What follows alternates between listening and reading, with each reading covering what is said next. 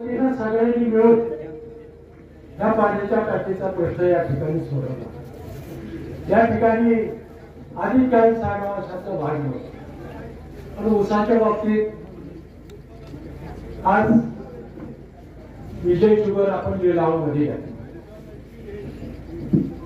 वास्तविक पाहताना विजय शुगर आम्ही जो घेतला तो सिक्युरिटेशन ऍक्ट खाली जिल्हा मध्यवर्ती बँकेने लिलाव काढला आणि त्या लिलावामध्ये बंद पडलेला कारखाना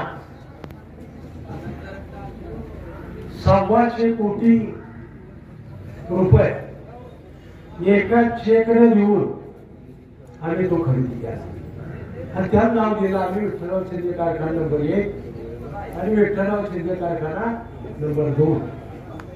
तर अशा पद्धतीने आम्ही तो कारखाना या ठिकाणी उभा केला आणि ज्या पद्धतीने आम्ही लिलावात कारखाना घेतला त्यामुळे पूर्वीची काही देणी गेली असती संस्था आम्ही घेतली ना।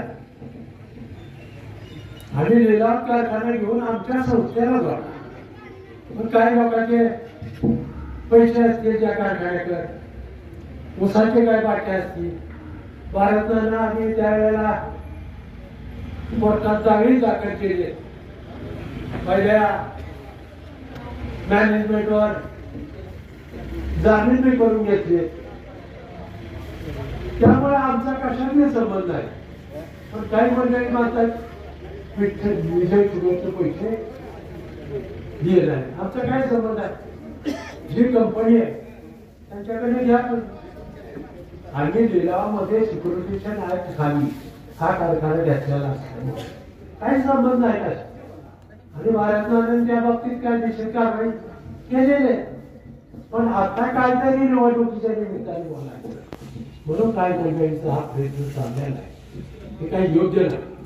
माझ्या कारखान्याची परिस्थिती जिल्ह्यामध्ये नाही तर महाराष्ट्रामध्ये नंबर 1 महाराष्ट्रामध्ये गेल्या वर्षी मी इन्कम टॅक्स 13.5 कोटी रुपये भरला, 13.5 कोटी आणि 28 कोटीचा नफा आहे। माझं बॅलन्स शीट येऊन बघा, तुम्हाला कळेल। या वर्षी सुद्धा 13 कोटी नफा आहे मला आणि इन्कम टॅक्स 6 कोटी भरला। हे भाव देऊन उगं भरत नसते, एवढी परिस्थिती माझी स्ट्रॉंग आहे।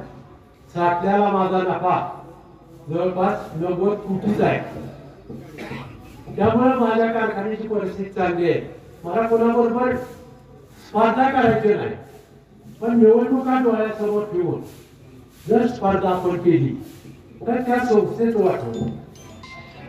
आज मला सांगा मोहिते पाटलांनी 2700 दिला, मायनगरनी 2700 दिला, जिल्ह्यातल्या कोणत्या कारखान्याने भाव दिला? कल्याणरावनी काय दिला? तुमच्या काय तिथला आपला